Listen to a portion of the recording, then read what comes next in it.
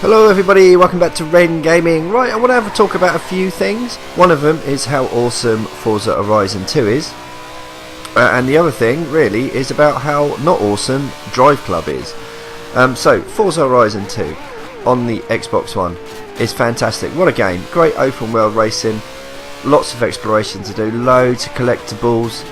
Loads of races. My only quibble with it is after 15 races you are Forza champion, and there are 168 different championships to do in this game, so the grind is going to be huge, absolutely massive. But I've become Forza champion. This is the final race, by the way, so you know I'm not any spoilers.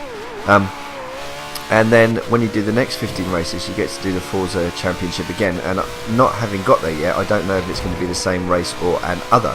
So there is so much to this game is going to keep you entertained. I would say for maybe 100 hours, which is fantastic. As you can see, this active weather. Now when we started, I have started up almost at the end of this, but halfway through this the weather's changing, and as you can see it's starting to rain, and this has a massive effect on everything. Of course I'm in a McLaren P1 ragging the absolute arse off it, and when the roads get wet this thing's a handful.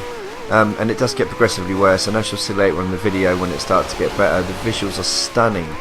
That leads me on to Drive Club, and as the Apostate Cow said on this channel, the 11-month late edition.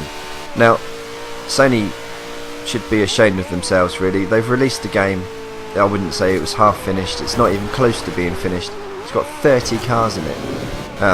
The online at the moment is, well, you can't get a game because it's one in, one out on the servers. Now, I can understand if it was a beta and they were trying to limit the amount of time you're allowed to spend on the servers.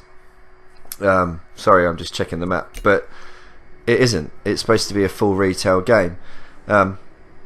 Again, some of these things you can excuse if the game costs 10, 15 quid, but it's not its full price. So basically what they've done is they just lied to everyone. If you remember watching all the promo videos where these cars were gorgeous, they look beautiful, the interiors were gorgeous, and you know it isn't. So anyway, Drive Club versus Forza Horizon 2. Experience wise, as you can see, the little ticker in the middle of my screen there is giving me experience points, which is slowly going up there in the middle. You earn 2 types of experience. You get experience, and then you get so you get XP, which levels you up, and then you get this type of skill chain here that I'm doing, which levels up. You get spins where you can win money and you can win cars. Now this will continue going up until you slam it into a wall, or you don't do anything for a while, and then it finishes. There you go. I lost that, but that's all I lost, that little tiny bit. Versus Drive Club, where your experience is kind of works the same way. You gain experience through your racing, but if you touch a pavement or you touch the wall, you lose experience. So it's actually possible to lose more experience than you gain, if that makes sense. Which, okay, fair enough, it's more of a real world style racer, but if someone hits you, you lose experience. So if you're driving, and the AI on Drive Club is fucking awful, so if you're driving and someone slams into the back of you, you lose XP. So if that then causes you to crash into a wall, say, or hit another driver, you lose XP. Now, it's a harsh system. I'm not sure quite if that's what the devs had in mind.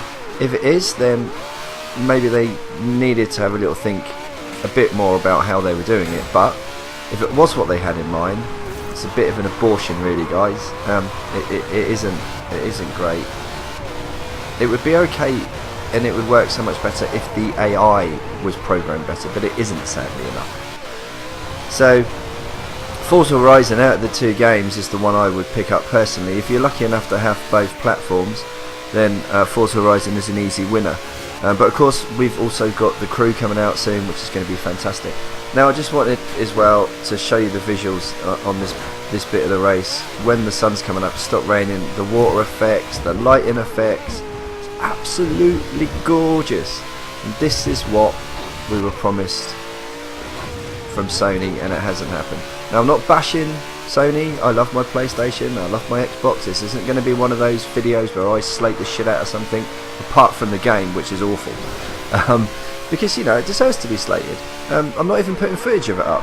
because it's that shit, I'm not going to justify it with footage. So I'm going to let this play out. We're going to run to the end. If you guys are enjoying Forza, or if you're enjoying Drive Club, you know, just let me know.